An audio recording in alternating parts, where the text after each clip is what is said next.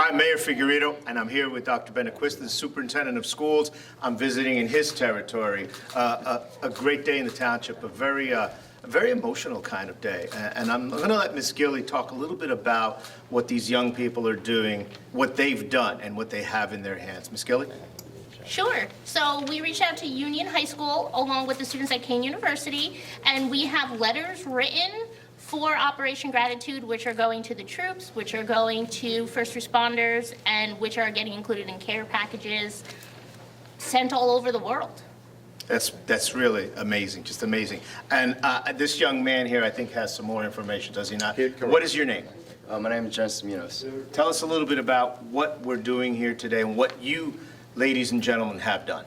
Well, I was approached about 3 weeks ago, maybe 4, by Mr. Zeezer. He's the athletics director, and he basically told us that Operation Gratitude basically has us write letters and sends it off to people that are either deployed or first responders, stuff like that. And obviously being an ROTC, I know a lot of people that were like that, so I was grateful to take up the opportunity for it.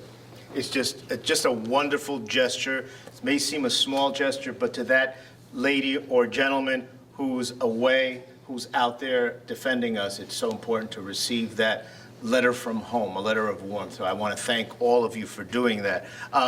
Would you introduce some of the young, and introduce yourself first? Sure. Mayor, I'm Colonel Alvarado, retired Army, 30 years. I am the proud instructor of this great program. With me, I have my battalion commander, Cadet Lieutenant Colonel Genesis Munoz. To his right is Cadet Mariana Santos, and then Cadet Jason Cosby, and our Command Sergeant Major is Cadet Jenny Jesse. To my left, I have Emma Santos, and to her left is Cadet Aliana Hudson. They're all members of our great drill team. They're very dedicated cadets. And this whole project is actually very perfect the way it led up to the date, because on November 11th, we do celebrate Veterans Day. Mm-hmm. And so besides teaching them about leadership and obviously responsibility, one thing we also teach is the ability to say thank you to veterans for their service. And so the letters actually were really well written, and the cadets really showed their gratitude to our service members and other first responders by putting their heart and soul into those letters. I want to start by thanking you for your 30 years of service to this country, and I know you would fully understand what these letters will mean to that serviceman or woman who's away and receives something like this. When I read the letters, actually, I read it as they were written to me. And having been in Afghanistan for 14 months, I used to get these letters, and they meant a lot. And so I know that when you're far away, when you read these letters, you absolutely remember the fact that there are people at home who are thinking of you and who haven't forgotten about you, and that when you do get home, they'll be there waiting for you. Couldn't said it better. I'm glad you shared that, because coming from a person who has received these type of letters, and I hope that has some meaning to all of our young people. I know it does, because these letters came from you and your fellow classmates. Dr. Benaquista, very touching, emotional thing here that we have today. Well, as you know, our students do a lot of community outreach, and we're part of a lot of the community events.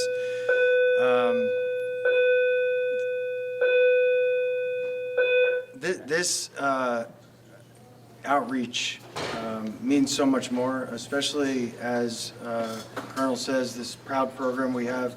You know, we send our students off. I don't know if Colonel knows over the last few years how many have gone in. I know many have gone into the service, and they could be on the other end of one of these letters. And so anytime our students do that community service, the kindness, I think it just hits home a little bit more.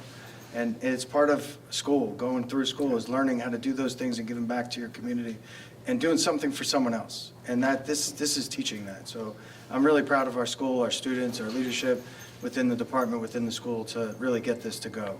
I've always been proud of our ROTC, Colonel. I just want to let you know that. Every time we have an event that they come to, it just adds that reverence that it deserves. And with that, I want to just welcome Committeewoman Gara Frazier, who just finished working and is here joining us. So I want to thank each and every one of you, and please extend my thanks to your student friends that also are engaged in this outreach.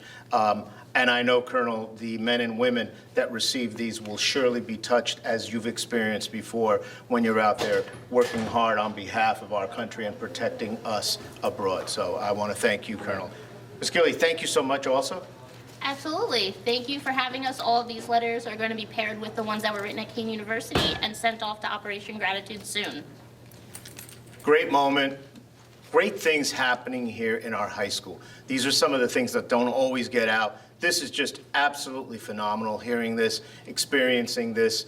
I wish I could be a fly on the wall when these servicemen and women experience receiving those letters. I know it'll be touching. Dr. Benequist, I want to thank you for your leadership here and continuing to be a proponent for things like this. Thank you so much. Thank you so much for being part of it together. Thank you, everybody, and thank you, guys. Thank you, all of you. You deserve the applause. Thank you.